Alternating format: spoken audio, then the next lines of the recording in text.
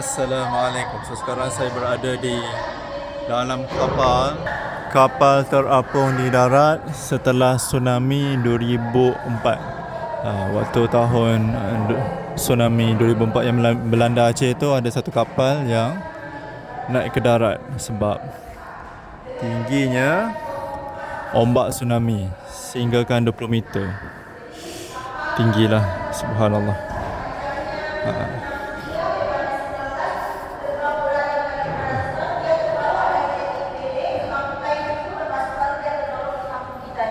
Semakin kembali air semakin rendah. Makanya kapal dia berhenti di kampung kita ni.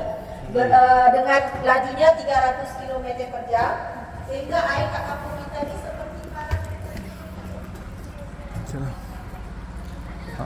Dekat luar tu masjid .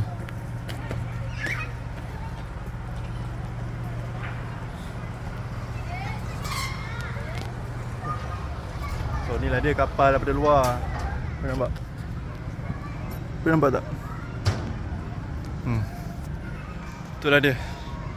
Inilah kapal terapung di darat waktu berlakunya tsunami 2004 yang melanda Bandar Aceh.